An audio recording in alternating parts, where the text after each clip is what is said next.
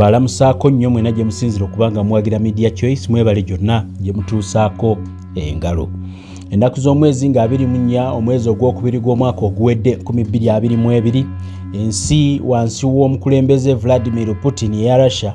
yatandulula ebigere n'egenda n'eyingira ensi endala eyitibwa Ukraine, olwo olutalo ne lunyingiitira.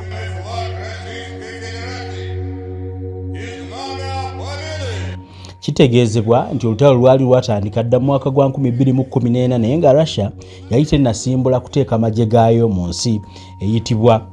Ukraine. Ensonga eno tugireese olunaku olwaleero naye nga tugenda kwesiba nnyo ku ayitibwa obanga generaali ayogerwako nti yabadde wakuwunzika gavumenti ya Russia, era nga wano ku Media Choice tulinayo munnamawulire waffe mu Russia ng'ono musajja yazaalibwa wano mu ggwanga Uganda naye ate nga mutuuze w'e Russia. Ono nno muyite the Black Jew oba muyite erinnya lye lizaaliranwa Ligumire, musajja munnamasaka, agenda kuba ayogerako naffe atubuulire. Ali ku ground kwe nnyini w'omulaba awo olunaku olwaleero lwe tukuweereza puroguramu wampeereza ekifaananyi nga mubuuzo waayo embeera eri etya. Tugenda kubikuviira ku ntono ng'obijje mu Luzungu tubikuteere mu Luganda nga twogerera ddala okuva ku oyo ali ku ground era kwali ku ssimu kuno. Omulundi omulala agenda kubanga ayogerera butereevu ku video, naye puroguramu ya leero katugitandike kubanga kwali yalindiridde dda. Ssebo tukusanyukidde, tusanyusa okuwuliza era gyebaleko, katutandikira awo. Nange nsanyusa okubanga munkyazizaako ku Mukutu Semakutu ogwa Media Choice. Ssebo musanyufu nnyo era nja kuba musanyufu okubanga nsobawa kinaba nsobola okubawa ssebo abantu kye beetaaga. Okay, awo tuli clear. Ssebo tweyanjulire tusobole okubanga tutandika. Amanya gange nze Ismail Ligumire oba Black Jew abasinga babamanyi, amanya ga social media genkozesa Facebook na buli wamu, era nga nsinzira Russia ekibuga kyembeeramu kiri kilomita nga omanyi Russia nsi nnene nnyo, so nyinza okuga kilomita zinolabanga wano tulaba ziba kumpi naye ate olwa ziba zeemu ate Uganda ziba nnene, so kilomita tugeze nga 1000 okuva e M.I.S.O. Bwogerageranya Russia ne Uganda obunene butugerageranyizeemu gigeragiranye ku Uganda tutegeere obugazi bw'oyogerako. Kubanga kati goyinza okunyambako oyinza okolina facts okuva e Uganda, kwanza nali ntambuddeko e Uganda mu nnyendo ogandi twagenda nali nsamba omupiira nga tuyinza ogenda tugenda Arua nine batuga ntambulidde kilometers 3 naye nga tutuuka ffenna tukooye natuwulira tufa. Naye kakati wano wegamba nti wali mu 1000 kati gwe balabalamu nti oba wayisiza wavudde Kampala kuba twava Kampala ntugenda Arua wayisiza Arua emirundi 4 naye ate ku bunene bwa Russia ezo ezimu ku kilometers entono okugamba z'ennyendo entono okitegeera Russia nsi nnene nnyo okugamba. So kati nze mu bumpimpi neebala okuba kubanga ne time zone actually kankugambe wenka time zone yange gyendimu ndi mu Moscow time. Moscow time yemu ne Kampala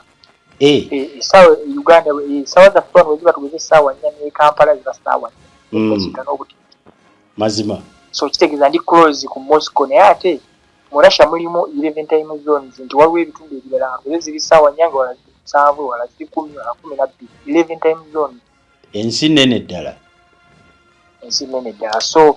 omuntu wayinza okitegeerera awo. So nze neebala nti ndi Moscow because I'm around Moscow naye owe Uganda kiyinza okumufuulira ekikuga kiyinza okumubeera ekizibu okugamba nti kilomita 10 banda bawala. Okusinziira ku bibalo bya 1999 kigambibwa nti Russia yalimu square miles milioni 6,600,667 ezimanyiddwa. Sizina endala ezoogerwako nti eyinayo ebitundu ebirala mu nsi endala wabula ezimanyiddwa mu kitundu ekitegeeza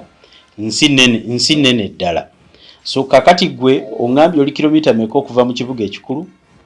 Kilomita nga 10 nga 10 okuba luwera. Kilomita nga 10.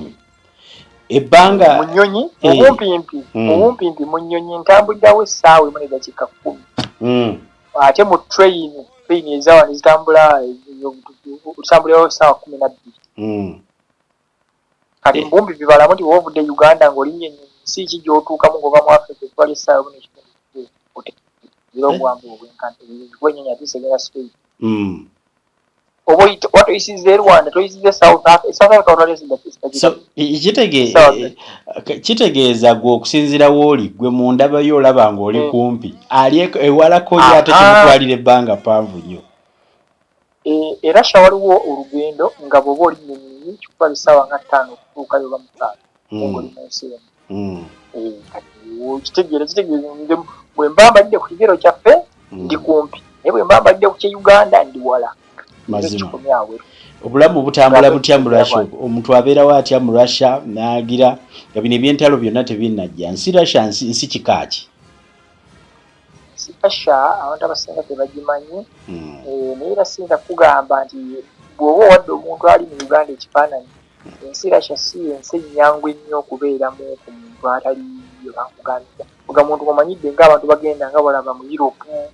Abantu bagenda e Europe obulamu bwabwe balina of course tukangayo nange mpulira biwulire naye bwe nkugamba kyendowooza abantu benjogera nabo bakulaga nti bo bw'ogenda mu nsi zaabwe omuntu kyangu okuna akasente oba okitegeera naye Russia olw'okuba ekisookera ddala olulimi batukumanyi. Ekyokubiri ekonomi ya Russia teyina nnyo tolina wekigeraageranya ku nsi z'abazungu ezisinga kubanga Russia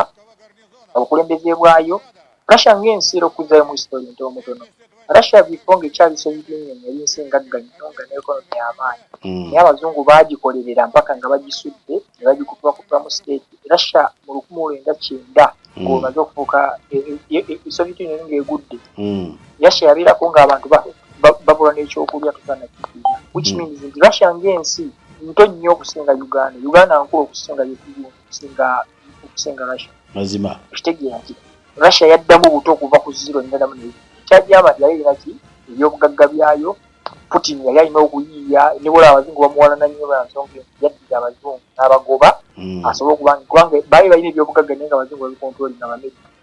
Bamerica Bangereza. So yali alina obbagoba ba oligarchs abo bonna emwaziddeko n'engiriseefu. So ekonomi ya Russia mu bumpi bisinga ga muntu nti eri bulungi era ebintu bye ngamba abantu bengera bakimanyi. Russia economically teyina nnyo weempulanya nsi z'abazungu. So omuntu wabula nti n'omuntu n'omulashi obadde olina bati mbadde nkugamba nti kitegeeza omuntu ali e Uganda bw'aba atundira Russia talowooza nti nno ayogera ku ggulu obanga bituwulira ebyogerwa mu Amerika bw'ogenda e Bungereza oyo sente ofuna bufunyi obulamu bwakutobera ddala. Wano obulamu bwakutobera ddala naye ng'obeerawo ne weeyagala nga bw'omanyi era ensi y'abazungu tebeera nga yafe. For example nti omuntu obeera wano kati nze nina abaana tegenye n'omukyala naye abaana bange tebaweereza school fees okitegeera abaana bange bwe balwala siwaayo ssente gavumenti ebajja okusoma kwonna kati omwana omu abadde mu kindagati emyezi maze omulala naye agenda akubwereere kyekirala bwe ndwala nbalako eviizi nga bali mu ddiyongoosa bannongosa kubwereere kitegeera nti n'olaba nga bw'olaba nti mu Amerika banza bafuna nnyo ssente naye basipendinga nnyo oba okitegeera buli kimu kiba kyakugula nti oli bw'alavuga nti gaasi esente zisasola ku gaasi oba tugeze amafuta oteeka mu mmotoka z'oteeka mu Amerika wenzimugamba omugalanze n'ossente okitegeera kugamba difference eyo. Kati njagala ombuulireko nga sinagenda mu bya lutalo kuba y'ensonga y'olunaku lwaleero. Omukulembeze ayitibwa Putin ye mukulembeze kikaaki gwe nga gwe abeera ku ground mutubuulire gwe bw'omulaba omukulembeze kikaaki yeeyisa atya embeera ze? Omukulembeze Vladimirovich Putin musajja ayinza okugamba nti n'abasajja bagamba nti kugamba tamanyiirwa. Mukulembeze tamanyiirwa sajja bw'awa oda abaagiwadde ate musajja mugezi nnyo ayinza okuba mu bakulembeze be wali olabyeko bwe wali owulidde mpozi ab'edda besimanyi naye ababaddewo emirembe gyo nti omukulembeze amusinga magezi. Why?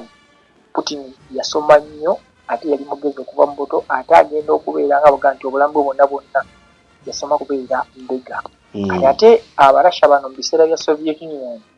tebatwalanga muntu mbwambega kubenga oli awo obwongo bwo bulimu amazzi walina ng'okubeera ng'oli mugezi because balina nga waffe Uganda abantu babeera tugeze bali mu CID kyebyo bandega naye tetulina bitongole bisomesa abantu specifically ng'omuntu bamusomesa kubeera ekyo kitegedde kati ba Putin Soviet Union abantu babasomesanga okugenda kati w'ekibi nti omuntu asoma nga bw'oga nti takankaka osoma niye gw'ogenda kubeera mbega mazima osoma ogenda kubeera diplomat wa gavumenti nga ky'osomere kati Putin even that time yasobola okuba nga y'omu ku ba top performing student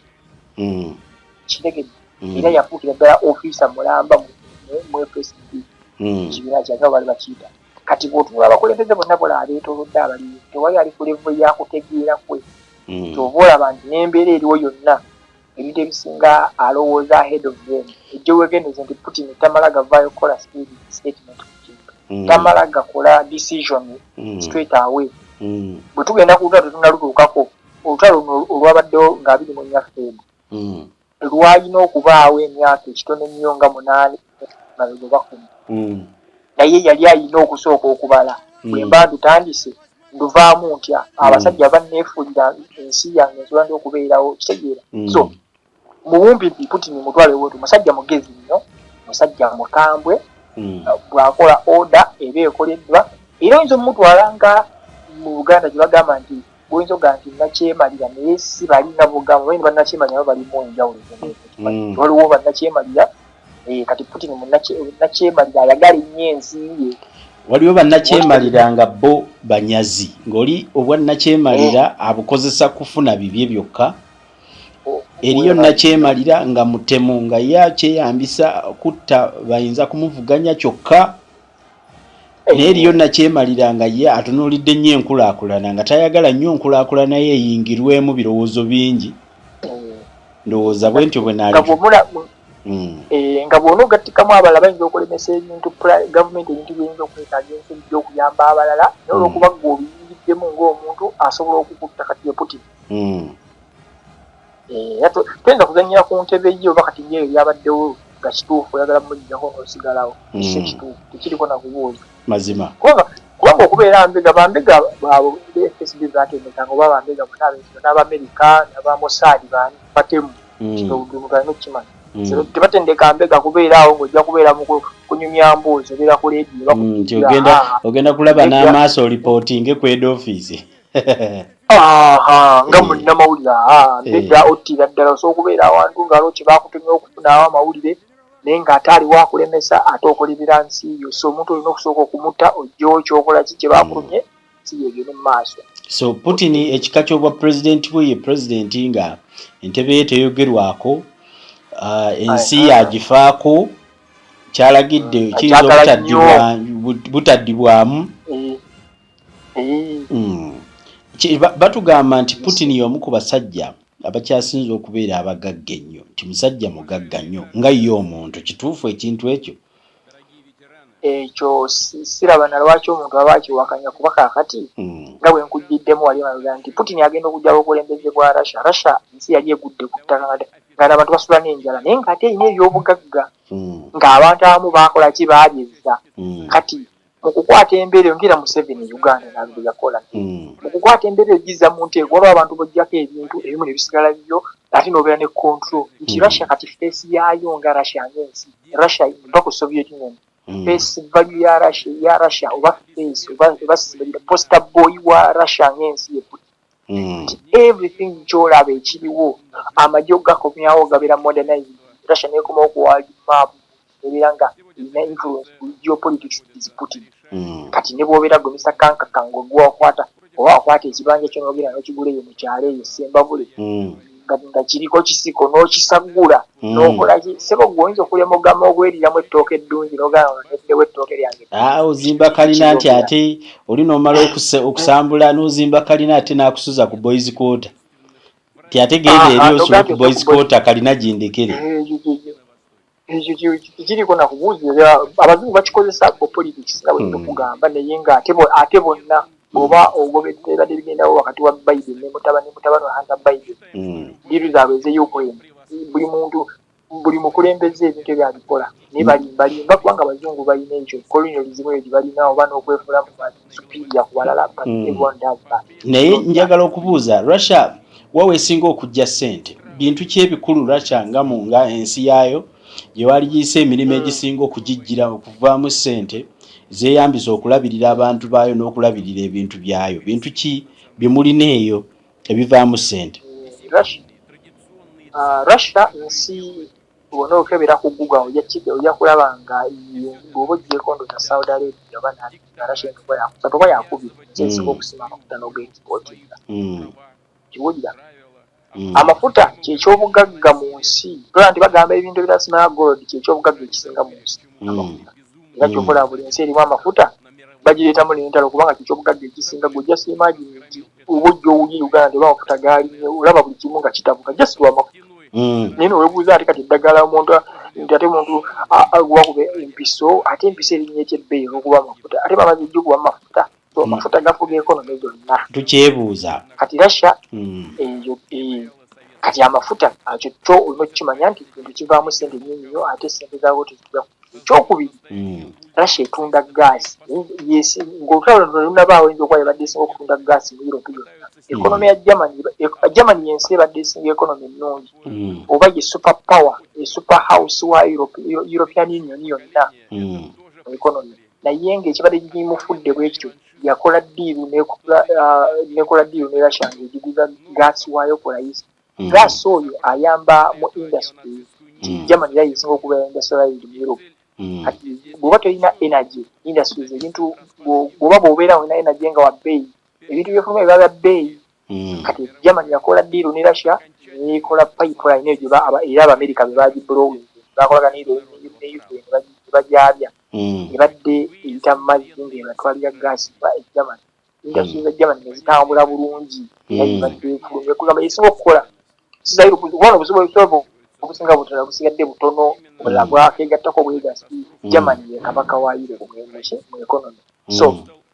gaasi kyo kyakubiri ekyokusatu Russia era yensi eteeka okuba nga ekwata mu ndoza mu top 5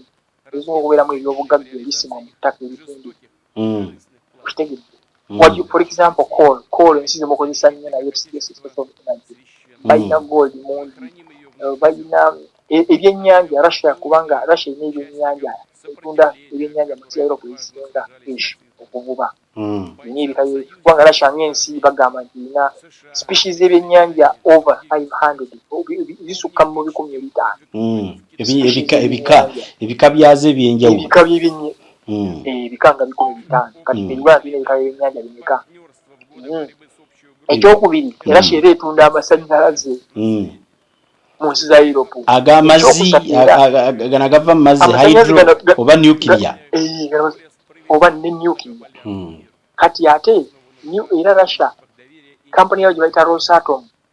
yesinga okuba nga etunda nayo nuclear kuba ne nuclear nago gabanga amasannyalaze just energy so ensi ezisinga zikozesa zina nuclear gundi obanga buga substations naye Russia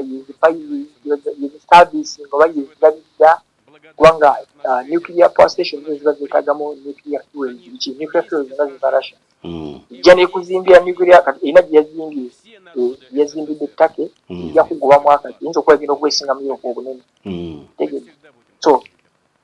kwagamba Russia yeetoolera nnyo mu energy then n'ebyokulwanyisa kino Uganda wali aliko AK-47 mazima ogira emundu ekyatugamba ekyatunda ennyo ku katale k'ensi yonna yesebo kati ogatteko zino helicopter waziwulira no ziba Uganda ziyahagula Ka-28 ezibahagula Russia Russia ekyenjawulo kyerina nti ye competitor ye number 2 arms exporter ekyo tekiri bwakubuuza ekimufuula ow'amaanyi ye bw'aba akola ekyokulwanyisa kiba kyalayisi naye nga kikola kyekimu n'oba n'okusinga ekyomumerika omumerika yakulembera so ebintu ebyo mwejja ssente zayo Russia Katonda bagenda ku birala nga bugamba wabaayo nga bugamba technology bweguza abantu ebiwe bityo nga buli muntu byasobola okutegeera. So bw'otunuulira amafuta gaasi n'otunuulira ebyo byonna ebigendera mu power amasannyalaze nti Germany badde bagiwa ebintu ebyo byonna so bye bisinga okubeera nga yesoosi ya Russia ey'essente zigifuula ekyenjawulo saako n'ebyokulwanyisa. Mbadde neerabidde n'ebigimusa nti Russia yemu era ebigimusa oli waba mu Uganda ajja kugamba nga ebintu bino ebigimusa bibiri abajja kugamba nti olutalo lwatandika ebigimusa byalinnya nnyo ebbeeyi. Russia eyinza okuba yakubiri oba yeekulembera mu kutunda ebigimusa mu nsi yonna then ng'oggyeko ebigimusa ekyeya kyeneerabidde naye kyeneerabidde ekirala naye nga nayo kiri mu ki ebigimusa fertilizers ekirabidde but nakyo kiri related ki naye nga tugendera awo ebigimusa Russia yensi esinga okutunda ebigimusa mu kyo. So nkutegedde bulungi wano mu kitundu kyaffe ekisooka tutunuulidde omuntu yenna atulaba twagala okutunuulira olutalo lwa Russia luno tulabe lukuttewa lutambudde lutya lwaki lulinga bwe luli naye twagadde tusooke tutegeere oyo nga yakasooka okutegeera mu Luganda olutali Luzungu owulire omuntu yennyini ali ku ground akubuulire. Kakati kangende butereevu eri ku lutalo. Omanyi twawuliranga Russia nti nsi y'amaanyi nnyo mu by'okulwana nga Ukraine tetulina we tugiwulira. Sooka ontandikire ku ki ekyaleeta olutalo lujje lutya era lutandise lutya ndyoke nkubuulizeemu ebibuuzo byange omwo. Olutalo luno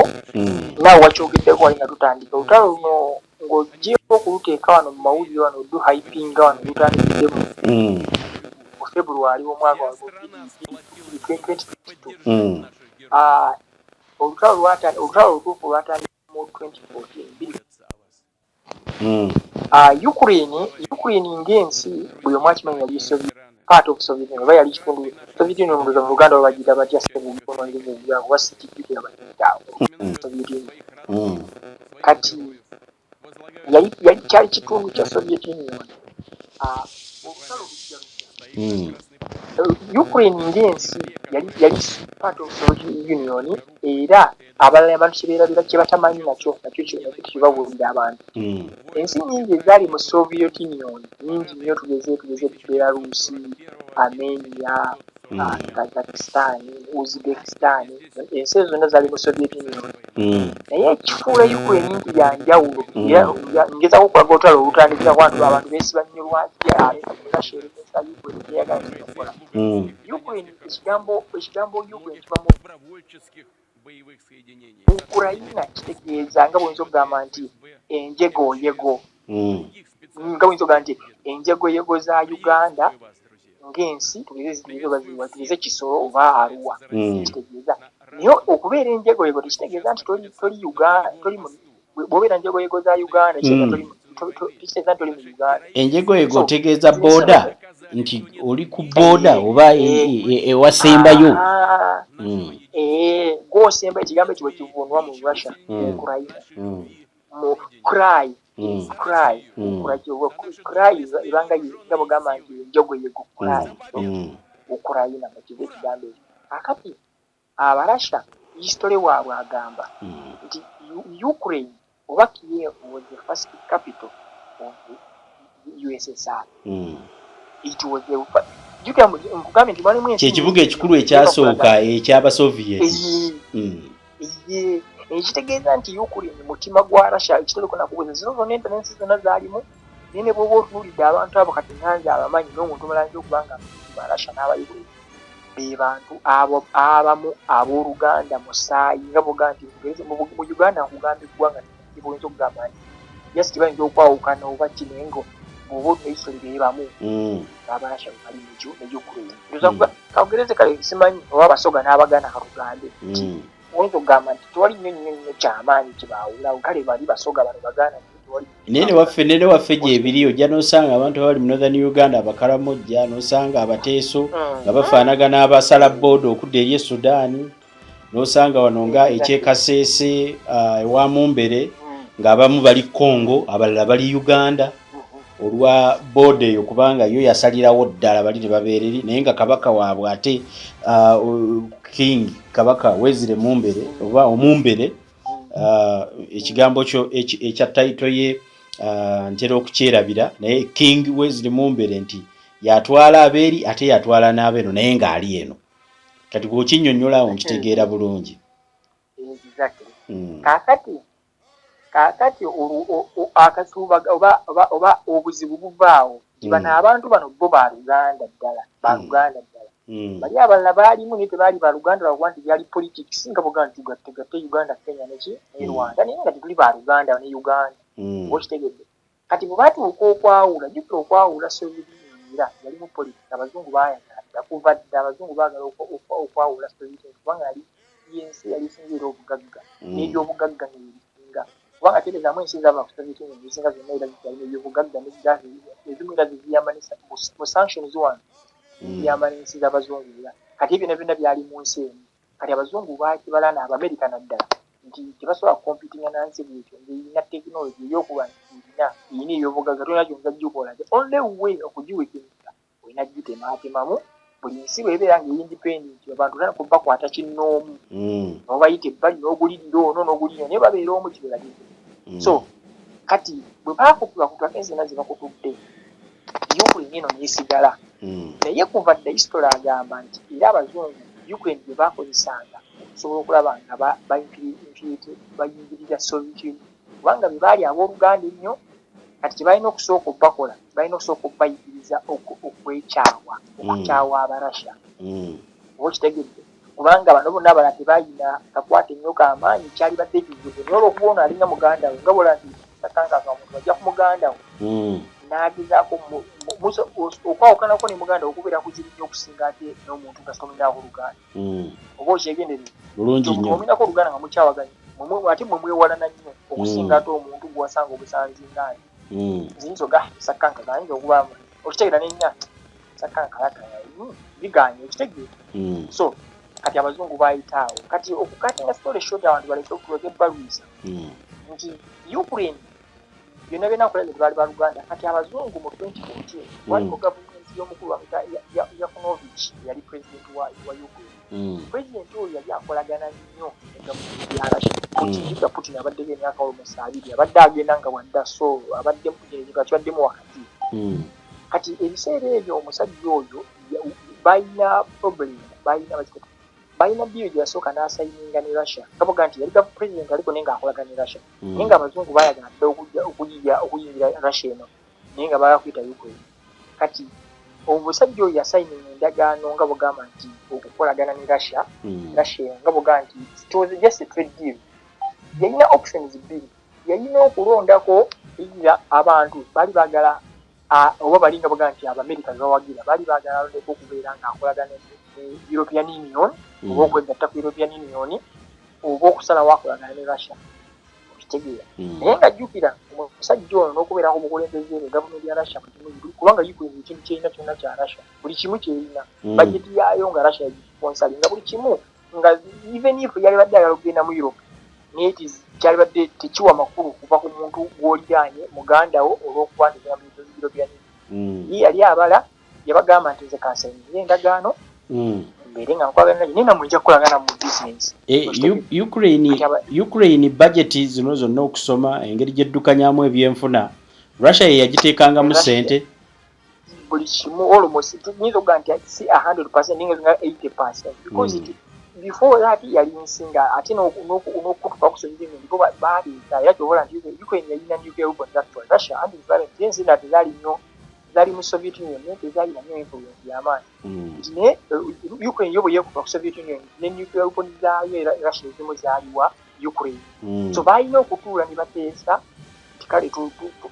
UNITAFO zijjayo ninaffe olina okuba security guarantee kugamba olaba nti relationship yali y'amaanyi n'ennyonyi zino ezimu nga balaba zimmigi ezimu factory zaasigala Ukraine kuba gye zaali zikolebwa kyobola nti Ukraine sawa zira n'ennyonyi ezo ekyazikola ennyonyi za mmigi zola era oli ennyonyi z'emmigi ez'aba Russia n'emmigi ez'aba Ukraine ennyonyi za mmigi so relationship yali so close kati omuzungu ayagala nnyo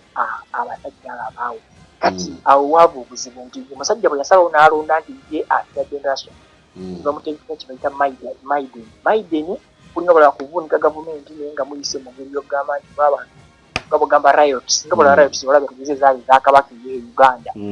nti riots ezali zakabaka Uganda ekyazi gano okulemesa ekyalemesa ku Museveni obenchi kugamba Museveni ku yawonera ezali nako influence y'abazungu ky'abantu banyiga bunyizi lwa kabaka waabwe okitegedde tewaliwo omuntu yali abataddemu naye kati kino ekyaliwo abantu baali babategeka dda abazungu nkola gye bakozinga bulamuzi n'ensonga lw'abayimbi w'okuvunika gavumenti that's what they do nti mulaba mmwe gwekalakaasa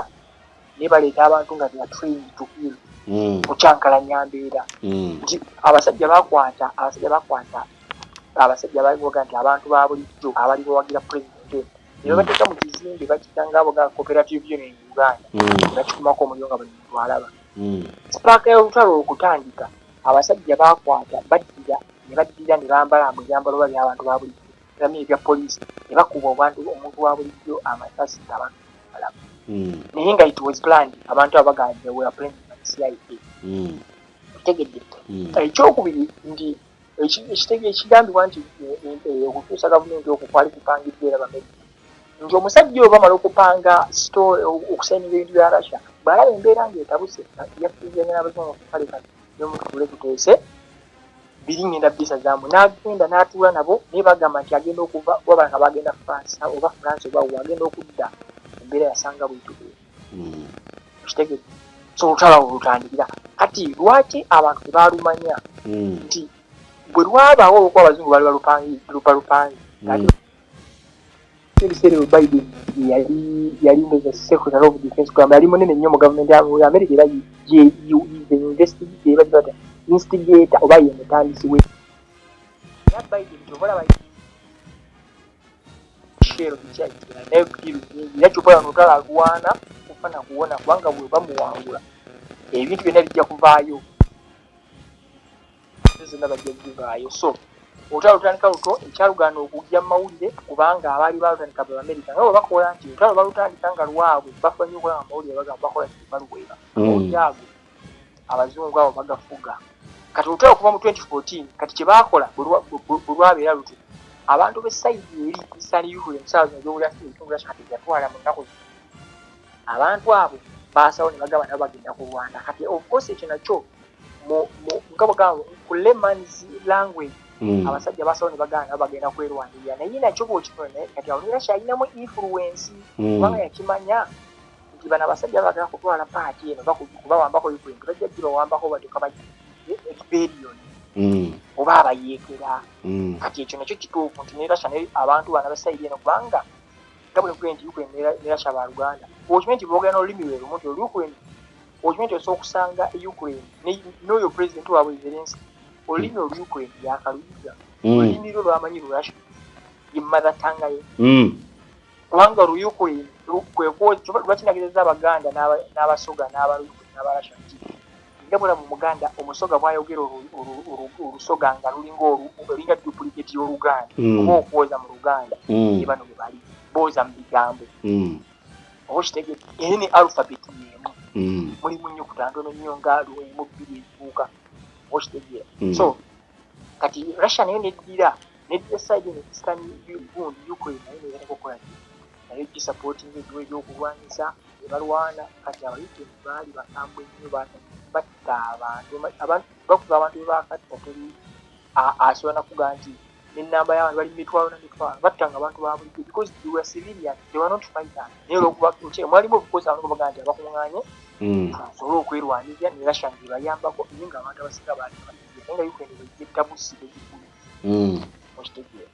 so olutalo bwetwo lwatandika nza okugamba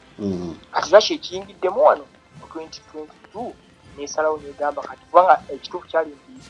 bwe mbanga nkujjiddeyo okuyisale Putin agamba bambega bagamba nti before Russia okutandika olutalo operation kubanga yo Russia terutalo special military operation before starting the military operation Ukraine yali etegese final bagamba nti final blow abasajja bagende bakuba ettemu likimu kiggwe kubanga nayo yali erukooyi okitegeera so lwe lutalo bwetwo gundi Putin ye talulabanga lutalo ye mundaba ye talulabanga lutalo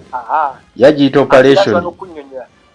nyinza n'okunnyonnyola lwaki kyayogerera kituufu olutalo Uganda bw'eba erina olutalo nkangereza America nemala ekugulako olutalo nekugamba nti America nemalaga nti eggudde olutalo ku Uganda bw'oggula olutalo ku nsi okkirizibwa okukola buli ky'osa biro ndigamba nogamba oba osipeyaliga kino oba okitegeera okuba bukubi kubanga oba walangiridde olutalo kyanjawulo ne military operation oba okitegeera era ensi nemala ekulangirira nga bwolanoga nti nangiridde olutalo Russia neyamalirangirira olutalo kubikwe enkuba eba yanjawulo ekkirizibwa n'okukozesa military weapons zaayo naye yo Russia egamba terina lutalo na Ukraine balina ebigendererwa byabwe era simanyi oba abantu babimanyi Putin yateekawo ebigendererwa bya military operation nga bwabituukiriza nga operation kubanga bwoga nti kulongoosa went to operate mu Luganda kwe kulongoosa bagenda kulongoosa nga bona agamba one waffe Uganda nti ababbi b'obusimu bayitiridde mu Nakivubo kaŋŋende bwe naamala okubajjawo ne mbagoba mu mwala gwe Nakivubo abasirikale nja kubajjayo so njagala okubuuza njagala onyambeko oncomparingire military power military strength ya Ukraine ng'ogigeraageranyiza ne Russia mu buzito bw'ebyokulwanyisa bibalina ensi ezo ebbiri esibu mu ssaawa zino ekintu ekyo era abantu bakifuna bubi omanyi lwaki ssaawa zino Ukraine n'ensi tekyaliwo nga bw'ogamba nti tokyalina kintu kyoyinza kugamba nti kintu kyayo waki ensi ya NATO erimu ensi 30 oba mu bbiri ensi ezo zonna ziwa Ukraine kubanga olutalo lwaki nkugambye nti kitosaaza kikompera nti olutalo luwanibwa ssente ekiwulira olina okuba ne ssente obirina nti bwe mala yakulwana sirina muntu okitegedde kati Ukraine ssaawa zino weoba ogipime ne level ya NATO kubanga ensi zonna zigiwa ebyokulwanyisa era mu byokulwanyisa byetalina Ukraine gyeyinza okugamba ssaawa zino mu byokulwanyisa terina ne F-16 bagamba bagenda zibaweereza ebisigadde byonna Ukraine ebifunye balina for example shadow mpozi ne ballistic missiles naye of course ballistic missiles lwaki tebazigiwa bwe bazigiwa nemala ekubako emu Russia neyekosa kuba ballistic missile bayamaanyi neyekosa tugeze Russia ebegenda kugenda kubanga mu doctrine ya Russia egamba nti omuntu yenna kasitaana alumba Russia n'agikosa nga bagamba kubanga oli ayinza okugamba ya Ukraine badde okubakwayo omuntu bwe badde okubakuba mu Russia babadde buntuntu nti esindika tugenze mu drone bayaye bali mu nebawa ssente oli n'akosa drone nekuba awantu oba nekubako obutundutundu obulira Russia naye nti yenna nesindika ballistic missiles ezibanga Russia mu doctrine yayo egamba oba singa omuntu agezaako okubakuba yayo so weapons za Russia za security za kudifendansi yaabwe za retaliation actually so mu buzito ebyokulwanyisa Ukraine erina bwekyakulwanyisa erina amagye nti agaayo bagakubye nnyo neerera efuna bamasa kuba erina sente ensi yonna abantu bangi nnyo abaagala okulwana olutalo basobola okitegedde gye bali you can get fighters everywhere basobola sente kati okupima obuzito naye singa obadde oŋŋamba nti Ukraine we yali singa terina NATO ne Russia Ukraine yalina bugamba nti kamunyeera omanyi obuka bumunyeera mbumanyi yali munyeera abeera munyeera ssaawa zino Ukraine erina buli kintu so ssaawa eno bw'ogipimapima okuva olutalo lwe lwatandika bangi bagiwadde ebyokulwanyisa era ebisinga gyebiri so byeba nti mu butonde bwayo nga Ukraine teyalibadde nabyo kati ssaawa zino Ukraine tekyalina kintu kyayo mu magye ssaawa zino bw'ogamba ku 10 ekintu kyayo bwayinza okwelinako 5% kubanga ekozesa mwawulira nga obadde ogoberera bagiweereza HIMARS buli kimu shield zonna ziva mu America NATO gundi simanya Leopard tanks wano recent wano Germany yakagiweeza oba tanks okuwa example endala nti ensi ze NATO zakawa Ukraine obuyambi obwa military aid nga mulimu ne ssente okububalirira bakayiwa billion 80 billion dollars 80 okitegedde kati mbuulira kati ate bakugamba nti bajeti ya Russia ya billion 75 ey'amagi okitegedde gyekozesa bakayiwa billion 8 and yasimpiriza agenda okitegedde nti sente ezo zijja nesasula abajje nesasula abakozi kiti ate ezo sente ziri official kubanga abazungu nabo bakola sente za ddiiru roza nti sente ziwobeero sente zijja za ddiiru America printinga sente zibaweereza so they have everything era woogeraganya Russia ne Ukraine olina jigereza ku NATO era Russia nseemu ewanjisa ensi nga 40 okitegedde so bwe tukitunuulira njagala okugendako mu ngeri olutalo gye lukosezza nga ngenda ku generaali ono gwe nawulidde gwe simanyi gwe bantegeezezzaako nti w'amaanyi awo nja kutuukawo njagala okuba nga ntegeera olutalo tekuba kulya mmere teba mbaga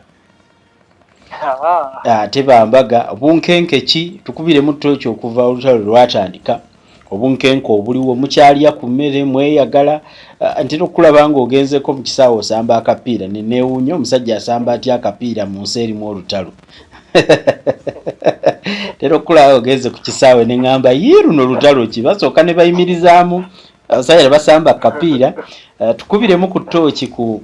ku lutalo luli lutya bintu byaku kyova olaba ndi musanyufu nnyo okubanga wandiise puroguramu eno kubanga nyiga nnyo ndaba nnyo ebintu bya Uganda amawulire bawandiika ebintu nga tebasobodde kutwala budde n'onoonya ekituufu ekiri ku ground babasobola okwamu oli agali nga bwolaba nsinakakuwa kale kukosi buli muntu aba amanyenze kyansi gye nnina nti nze ndi muntu agoberera geopolitics ekintu kyesinga okunyumirwa kigoberera buli kigenda mu maaso kati ekituufu kiri nti omuntu yenna awuliriza bino abasinga balinga gwobobugambo manyi lwaki abantu mu bukedde kazona nsonyi obugesima batikikirizibwa okugerako kupapula kikkirizibwa kati nga bukedde ddira nekituyita okusimbuliza nesimbuliza ekintu mu CNN ne BBC yafulumiriza naye nekikuba ku mutwe gwayo omukulu nti bannaaye abantu era shabafa Putin agenda kati omuntu ali eri essenyange waffe baasaba nagamba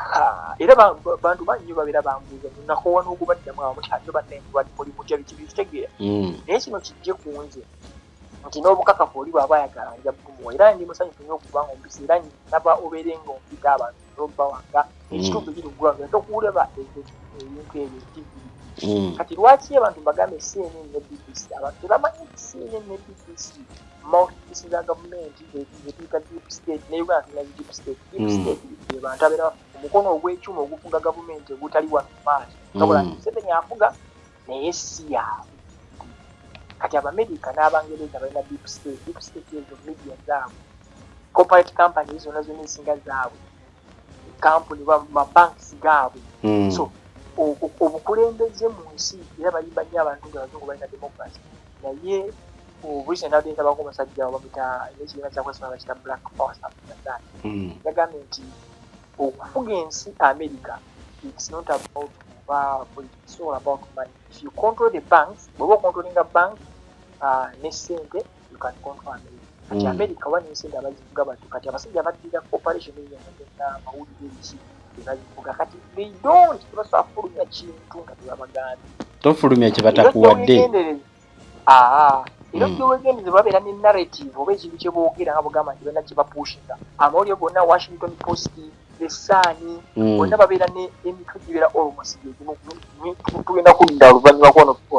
ngeno ogwobadde twogera tugenda tusonja kukulaga nti kati amawulire abantu basinga mu Uganda bakopaago kyokka ne batamanya nti amawulire ago ekibiinira kyabwe kubanga ekibiinira ky'abazungu bonna abakula nsi ya Russia bajja okutereera emitima gyabwe nga Russia ekuddwamu ensi republics eziwera nga 30. That's what they want. So their plan is that naye okubulira ekituufu kirungi olutalo okuva lwatandika kino ekikuwulira tensions zetwali tubaddeko nazo ziri bbiri olutalo lwe bagamba nti bagenda kukola mobilization okuyita abantu okuyingira mu magye. Mobilization bagikola batya wano? Buli muntu wano, nange wano wakati nze ne mutuuze wa Russia, nange wano mu passport yange bateekamu nti era singa tubadde ku video nalekulaje tebangamba nti nange ndiko gavumenti muzungu am liable okubeera nga mpitibwa mu magye ga Russia in case okitegedde. Nina kugamba kyabuwaze siga nti nyiza okwaka obwengamba nti bwenkyogedde kiri. So mu passport kibeeramu nti essaawa yonna nga tukwetaaze tobaako nakugamba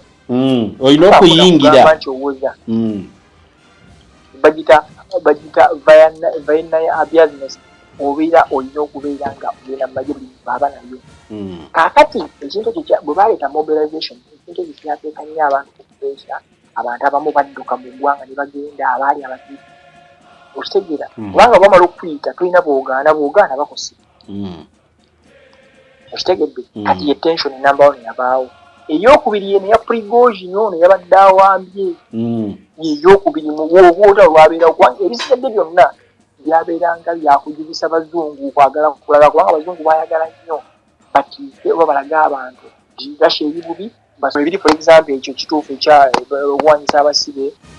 ebyokuwanyisa bya Russia bikuba obukosi babikuba ne Russia esinga obbakuba kubanga logically singa UN esinga amagye ga Russia bagagoba dda ku ttaka lyeko naye tebasobola bagobayo mazima. So kyekyo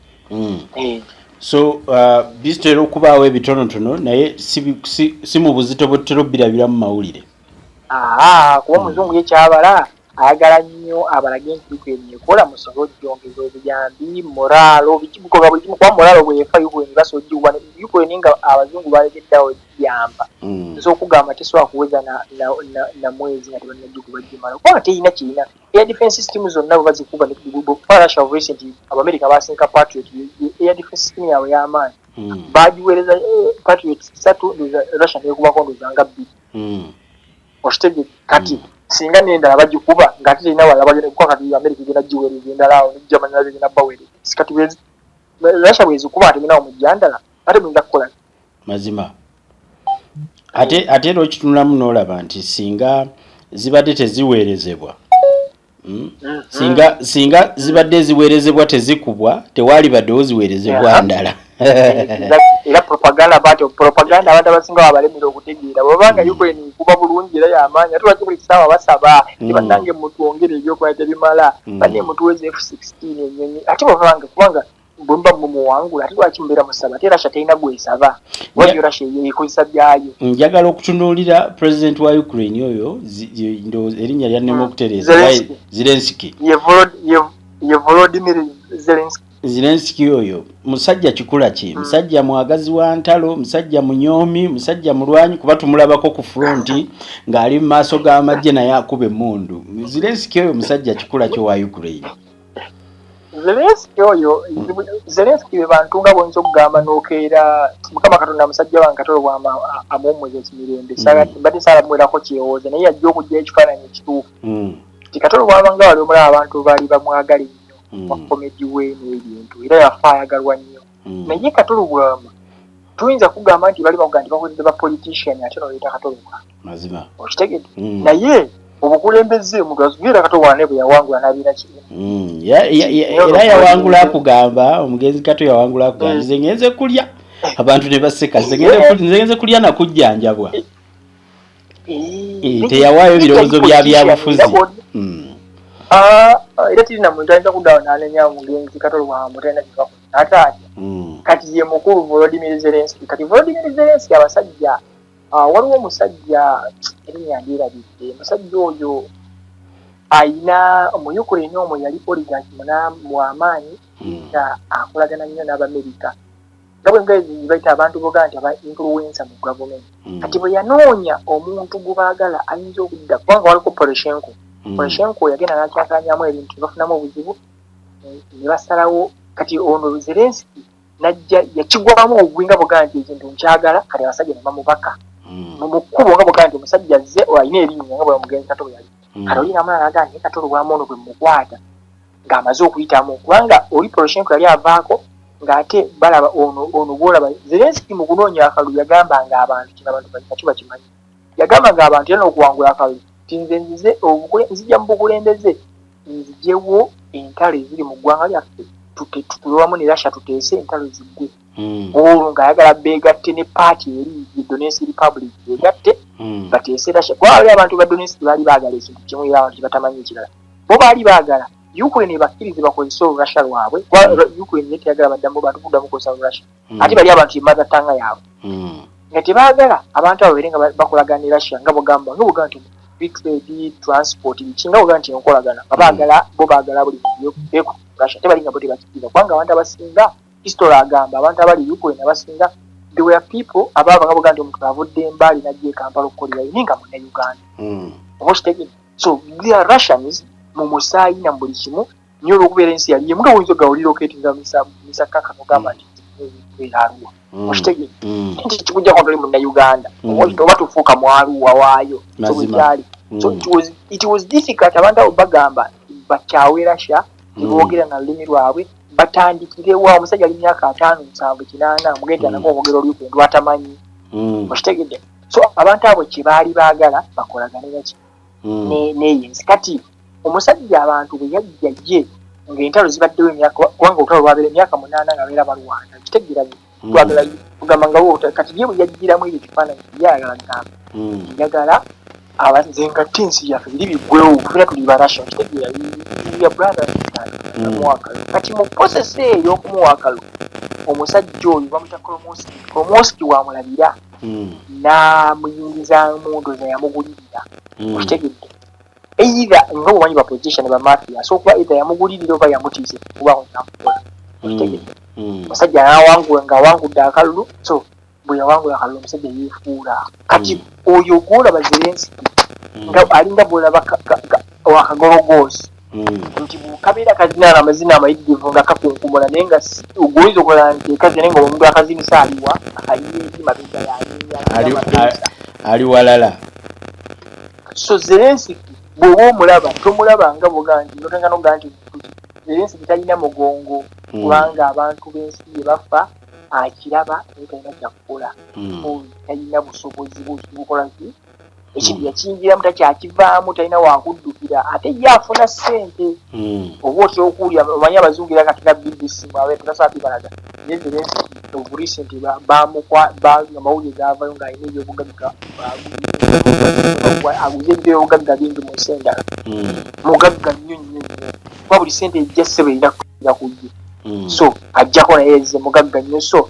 kiyinza okugaa nti Zelensky tolina kiyinza mumugamba Zelensky kagologoosi ekyo ansi emala Zelensky kagologoosi teyeesajjawo talina buyinza ku nsi y'Abamerika bagifuga Abangereza ne NATO okay njagala kati okutunuulira generaali eyayogeddwako twawulidde amawulire nti waliwo generaali ow'amaanyi ayingidde okugolola Putin ettumba era nekiragibwa nti singa tewabaddewo nnyo kuteesa yabadde amutwala kantegeere ku generaali ono ntegeere n'amaanyi ntegeere nekyabadde kyogerwa nti yabadde azze okugolola Putin ettumba omukulu bamuyita Gen.Prigozhin Gen.Prigozhin amannya ge amatuufu geego omusajja mu Russia alina emyaka alinga mu 6 ezaalibwa ndoza St. Petersburg omusajja oyo actually si general akwa nti chief kyogerwa kityo kubanga abadde aduumira ekibiina ky'abamafia bamassinaries omusajja oyo businessman omusajja oyo era yakazibwako erya chef lwaki omusajja businessman yali akola bizinesi ng'atunda nga boga nti oyinza restaurant ya Uganda oga nti olina wano olina wali nga musajja mufumbiwe era ng'alina bizinesi za restaurant of course Russia bwe bagiriza oluzima okuva mu Soviet abantu bangi nyo baafuna sente mu mbeera eyo kati ayinza okuba neyezifunira nasobola okukola zi restaurant tewali asobola kufa kuga nti sente yazijja wano kubanga ate ebiseera ebyo ate teyali nnyo nti batti naye enkolagana ye ne Putin era nayo temanyikiddwa baakwatagana batya naye ngekigambibwa nti olw'okuba yali mufumbi Kyaka yamufumbira katugambe nti sinawo nali nsiweka ngambe tugambe nti yamufumbira emmere n'emuwomera oba yakwata contract tugeze nga boga nti okufumba boga tugeze mu State House omusajja n'amwagala n'afuuka kyefuwe era nga musajja mufumbiwe ne bafuuka ba mukwano kati ono ne babeera nga bakola bonna era abeerawo ng'omuntu we kati recent emyaka sina gyadda nnyo naggulawo ekibiina kyabwe ekyaba masinari nga bakiyita Wagner. PMC kiyeza private military company. Wagner kivamu waliwo abayimbi waliwo the Wagner abantu abamanyi music abayimbi ekibiina ky'abayimbi bakitaba Wagner erinnya okwo bali pop. Kati era bayita ba musicians. Tipo olutalo babanga abali mu music. Babanga bakubendongo. Amasasa ago n'okutta it is music to them. So kwe kukubadde erinnya eryo ne bayita Wagner. Okitegedde. Kati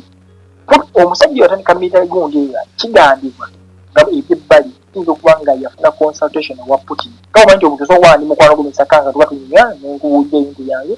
enganiro lwaki kino tukitandika oba bwe ntandika ononyamba mu ngeri eyo kubanga teri muntu asobola kutandika ebibiina ekyo nga kubanga eyo PMC bagina y'amaanyi nnyo nti teyina wenja genda neremererwa lutalo balwanya entalo mu Central African Republic ebaatasa gavumenti yawe obutagwa Syria ebaalemesa Abamerika okusuula gavumenti ya Assad baagendayo ng'olutalo lwatandika dda bayinza okuba balwanira ekyenyenye emyezi ebiri nga baza okuwamba n'okutaasa Assad just mu myezi ng'ebiri okitegedde nga olutalo baalutandikira eno naye amaanyi ge balina mangi nti tebali just private military company balina amagye ga Russia kubanga they a lot of support nti ova ku bantu nga bakulu for example babagenda awantu okulumba babawa ennyonyi ne babawa air defense system bwe batuuka abantu babaga nti weetaaga okukozesa zi precision target nga precision target ezo nga boga nti omusajja ali Syria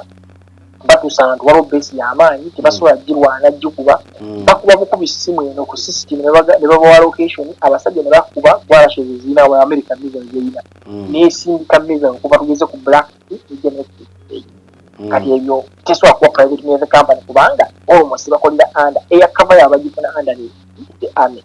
era babadde balumba recent bakalumba ekibuga kyabazembeyo okuwamba nga tebannabakubaako ki ekibuga ekyo gavumenti y'Amerika Abarasha babayamba nnyo kubanga basooka ne bakuba zaatirale n'ezo zi precision target ekyeyo kati bano bajja kukola bakita kwoza oba kwera kibadde kisigalidde that's how they work. So kubanga naffe nabadde neebuuza nti omuntu abeera atya masinale mu nsi ng'alina ebyokulwanyisa ng'ensi terina kyemumanyiiko n'atuuka n'okuba nti ayogerwako nti asobola okuwamba ensi ebintu ebyo aba yabijjawa ng'obijjawa tosobola Putin yabadde awa speech wano n'agamba nti bakabasike okuva olutalo lwa Ukraine lwakatandika bakabasipendinga kondooza billion $20 billion dollars 20 billion abasajja basasulwa ssente nyingi buli basasulwa omusaala ate basasulwa abagamba nti token yoga nti beze bawambye ekitundu oba oli akubye etankala ne bafuna akasiimo commission nti leero buwamba wala ngenda kuwa bweziti basasulwa ssente nyingi era abantu bagayingira amajjo nnyo ne mukwano nga batusama omupiira yagayingira ku Sunday ewedde yagenda kutandika tteyini so omusajja oyo si general naye w'amaanyi nnyo ekyenkanidde awo nti tolina oyinza mutuma kuwamba ne wamulema then ekyokuwamba Putin sinaba okimbuuzizaako ekyenjagala okumanya twakiwulidde nti ate yabadde ajja mu kibuga kukwata kibuga nti talemererwa era nga bamwogerako nga bwogaye nti ye bwasindikibwe wantu ne tugamba leero Putin banaamugolola ettumba awedde esibo kati okwamba okwo nange nja kukuwa abugamba bazita batya theories zonzo gamba nti ebisoboka n'ebitasoboka nja kukuwa kyendowooza okitegeera omuntu alaba oba awuliriza naye asooka okwesengejjera n'agamba kiri bwe kiti sijja kuwa final answer naye ngenda kuwa ebintu by'endowooza nti kisookera ddala omusajja Prigozhin abadde alina obuzibu ne akulira kyabagamba bamita security Minister wa security Minister of Defense wa Russia bamita Shoigu balina obuzibu bwabwe naye ate obuzibu bwe bujjira kirabika Putin ate alina omukwa Putin yagwa mu buzibu nti Prigozhin kyaliwe kyokka ate oli Minister of Defense Shoigu naye alika musajja we amuyisiganya kubanga aluddeko ku Minister of Defense ani alonda ba minister mu Russia of course Putin gwanzo mondi ya Minister of Defense kitoboga yakuma tutobola ati Putin yafuna obuzibu mu ntegeera yange abantu abo gujuga oli kyaliwe yali chefu emyaka gino myaka mingi akutuli uyo omusajja bazine Putin nako omusabirira nga balibona uyo Prigozhin kubanga era n'omulimu gwe mwana wo gwe atenza guwa bwe muntu ogawonzo guwa omuntu ebyokubanza nanga tomwesigala sikyayiwe tekisoboka alina okubanga mukwano gwo kati nnyo era bw'oba bakwanja nti kale mwe temumanyi Russia naye nze amanyi Russia Prigozhin speed ze yaddaawa ng'agamba nti agende mu M.I.S.O tayogeraho olumya Putin talina waali kulumya bw'aba ayogera ku Minister of Defense waliwo Minister of Defense Shoigu then ne Gerasimov yalinganga chief of staff w'amagye okitegedde abantu babiri nga ye yemulugunya wala this yeno report ye ebigawo byayogera yenga mbanga mpuzivuunudde mutegeera yange yagamba nti tutambula okuva Rostov na Don ekibuga kye baali bawambi actually bawamba ntozaga nti bawamba state yonna ne bawamba bavuga nti binyale tugeze nti barracks one bakinde ne bagiwamba ng'ate awo wennyini Russia bwe badde esinza kubanga ekibuga kiri kilometers nkaaga okuva Ukraine oba kugabaga front line so amagye gabadde gasinzira awo ennyonyi biki naziga nezikubaawo n'amagye ogabagamba ng'obitegeera logistics zivaawo so ne bawambawo kati naga tuwambye wano ono ekiraba kiyita Voronezh ekibuga nakyo kiringa kilometers not far away from there tuva wano tugenda Moscow n'amagye gange nyina nago twagala kulaba twagala tuwa Shoigu ne Gerasimov tayogerako tujja Moscow Putin twagala kujja ku bukulembeze oba bw'otatuwa Shoigu tokitegeera nti oba bw'otatuwa Shoigu ne Gerasimov tokola ki tutuvaawo naawe so logically wendirira assumption zange ziri bbiri esooka either omusajja ono yabadde ekintu kiri planned ne Putin lwaki nti Russia bw'eba erina obusobozi okukuba ekintu ekiri mu Ukraine tanka nga zitambula oba esiri Syria esinzidde ku Black Sea ebeera etya nga terina precision missiles esobola kukuba convoy ya musajja oyo yatambudde okuva wati yatuuse Moscow naye okukosa yatambulira mu nki yadde atambulira mu convoy tebamukubyeko teri yamunyumiriza n'amagye ge yasanga nga tegalina tegamunyega era naye nga takuba masasi ekyo kimu ekinyama nti bayinza okuba badde bapulaninze kubanga ekirala omusajja oyo bwe bamaze okugaa nti bateesezza kigambibwa si kigambibwa naye bwe kiri tulame ekigambibwa obwera tetumanyi pulezidenti wa Belarusi Lukashenko ya interveninze n'ayogera n'omusajja Prigozhin n'aloka akita kati mu kuteesa nti wengambya logic wajjiramu n'omuntu omulala naye ajja kulowooza kyasanze sina bukakafu n'ekindowooza omusajja bwe bamaze okuteesa badde balina omuwa clearance tebajja kubali bamaze omugulako emisango gya treason tebajja musiba tebajja muprosecutinga n'abasajja ebyo yadde akoze staging eyo naye bajja muleka ye agende Belarus abasajja be bano beyadde ali nabo bagenda kusaninga contract abanayagala era nga tebajja bavunaana basaninga contract bayimbire mu magye ga Russia okuzzayo kokka emabega nga sinaawo kumaliriza kino ebimu ku byabakyankalanya ebisembyeyo bakyankalanya Prigozhin yafudde atandika olutalo yagambye mbu amagye ga Russia naye tebirina bukakafu ne vidiyo ezalaga ziraka ziteeke amagye ga Russia gakubye jukira bamala okuwamba ekibuga Bakhmut bagenda mu bayitanga mugamba field camp bawumule batereze emibiri bademba twengire bali groupinge bali kutina amajje amalala mbu amajje ga Russia nga gakulembera ono Shoigu Minister of Defense bakubye mizayo ne batta abajasi abantu bakubye so bibimu ku byamu kyankalanyiza timbo tibaba wabyakuwanyiza ate baagala kutta abantu be ekirala babadde ekyo nakyo kituufu nti gavumenti yabadde Shoigu era Minister of Defense yali yalangidde nti oba okitegedde actually ndoza ligamba tebalina kubeera mu Russia nga bamercenary ate nga tebalina contract Russia okitegeera so byebimu bijja ensonga ziyawadde ng'alumba gyalumbye ayagala Shoigu ne Gerasimov ebintu bitajja bikiriza tebajja genda mu ensonga z'obwa mercenary zino okubaawo eggye ly'abamercenary mu nsi ezo zikwatibwa zitya wano ne bw'obanga osangiddwa n'akasaale akasaale wano ewa President Museveni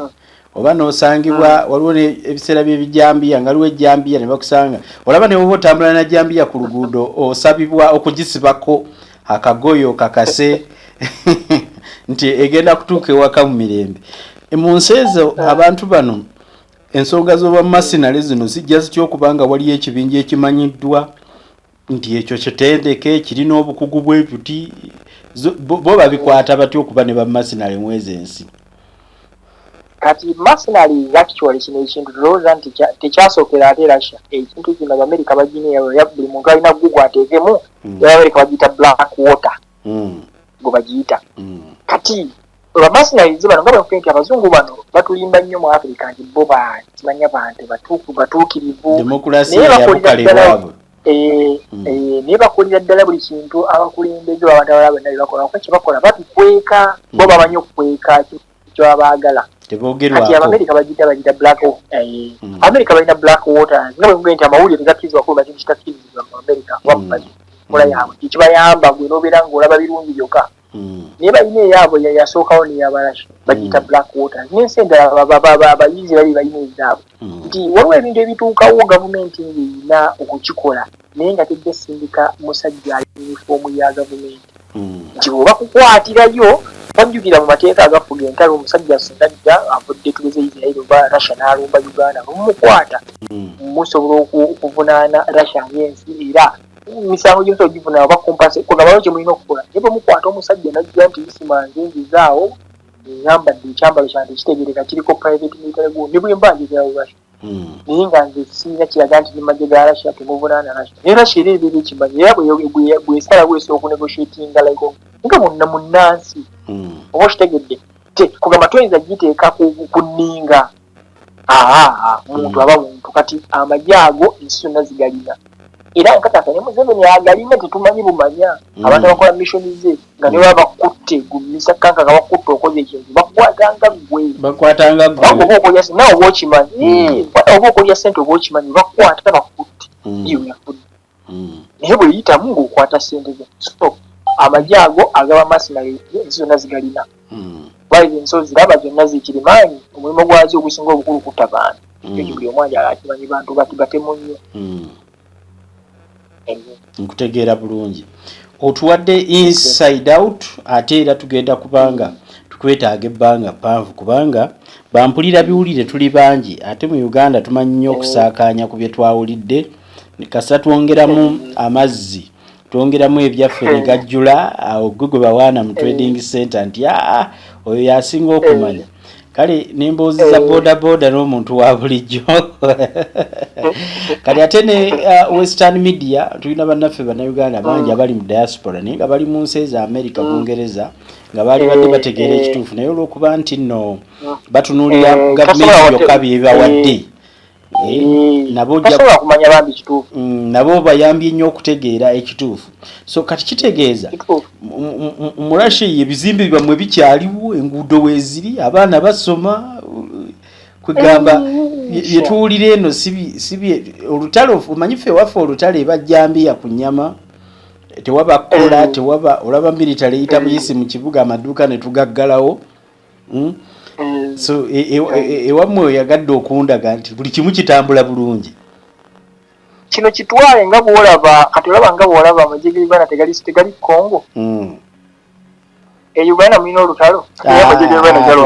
tujuulira operation Shuja. Actually kigereze ku Uganda amagye ga Uganda gali Congo kati abalasha amagye gayo galiwa Ukraine eno buli kintu kitambula taratibu nga bwe kinokuba nja kusembayo n'akabuuzo kano olaba gwe nga tukuba tooki entonotonoko wano woolaba osuubira bigenda kuggwerawa olutalo lugenda kuggwa kugamba biriggwera kuba buli kiba n'entandikwa kiba n'enkomerero tekijja kuba kyalubeerera osuubira biyinza kuggwa mu ntegeera yange nga ngoberera n'ebisaati zange zenkola kuba ndi mu kibeeramu nnyo waliwo theory egamba nti olutalo luno kiyinza oddukomya akalulu ka Amerika kano akaddako kubanga olutalo luno nga bwe nkugambye nti Ukraine terina maanyi nga terinagiwa terina yadde tono ge tesobola nakulwanira yadde mwezi tesobola kati olutalo Amerika eno akalulu kayo jjukira Donald Trump ye ekigendo yakiwooti okuwulira yagamba nti bw'anajja ku bukulembeze kijja mutwalira essaawa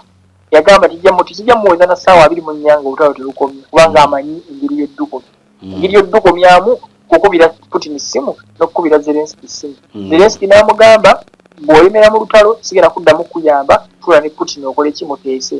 Putin gy'amagye ge Ukraine tukuwagala nti kuba Russia ebintu byeyagala buli muntu abimanyi Russia yagala Ukraine ebeere NATO country nga teyingidde NATO yatondebwawo kulumba Russia kati lwaki ebikiza Ukraine eyingire mu NATO basobole okusinzira bagikubi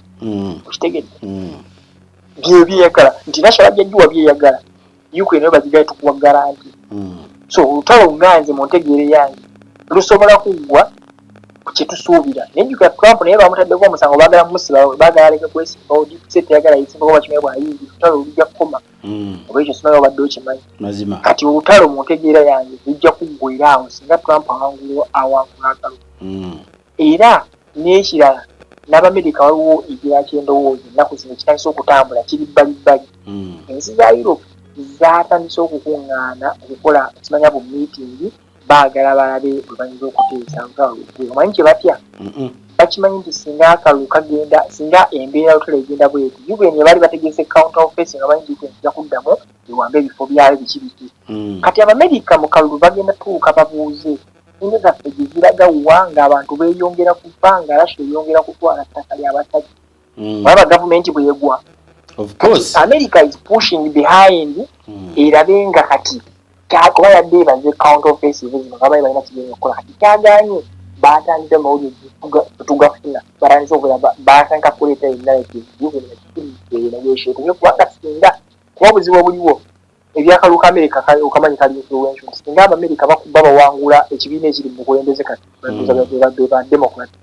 naye bawangula ku mbeera nga ya lutalo ekibiina kyabwe kiyinza okubeera damaged forever okitegeera so bayinza okukyusa narrative Ukraine bagiforcing ekoleki bafreezinga kubanga kufreezinga lutalo lwabwe musinaddukomya ne kufreezinga Ukraine basooke bamala akalulu babakawangula baluddemu buto okitegedde naye nga Trump bw'anaaba ayiseewo ba president omulala luyinza okukomera ddala kuba bajja kuteekawo endagaano enda naye jjukira obuzibu obuliwo Russia tekyakirizibwa tekyayagala kuddamu kuteesa amagye bagirimba kuba baateesaako olutalo meeting endagaano gye bakasembayo okusanya nga Ukraine ekkiriza olutalo lukume Abangereza basindikawo Boris Johnson n'agamba Zelensky tokkiriza olutalo kukuma kati Ukraine kati ate Russia tekyakkiriza bintu byakuteesa walina okubaawo nga bagamba nti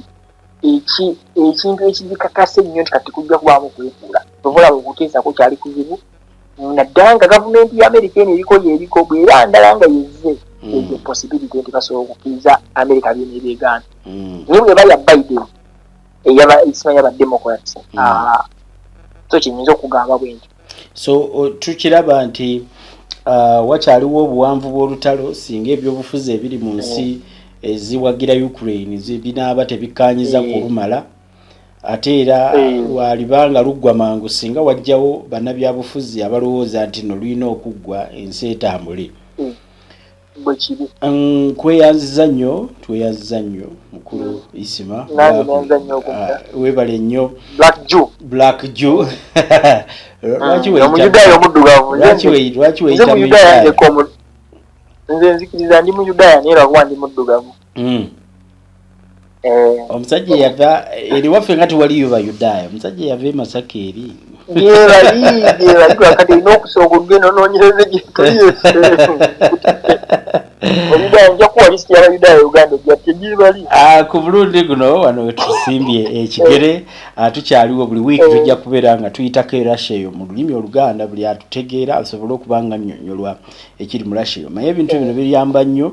abantu bonna okusobola okuba nga bategeera n'okuba nga bakendeeza ku bulimba n'okutegeera nga bawulira mu lulimi lwabwe Oluzungu newankubadde omuntu aba alumanyi waliwo lwekiwagamira ekigambo ne kigaanira ddala n'olema kukitegeeza ddala ne bw'owulira mu lwewammwe ogumaagumako nti aŋŋambye bwentyo. Tuliddamu ne tukufuna wiiki ejja omulundi guno nkusiibudde kambeere nga nja kukuddira. Kale muganda wange mubeere bulungi mwenna mbaagala nnyo.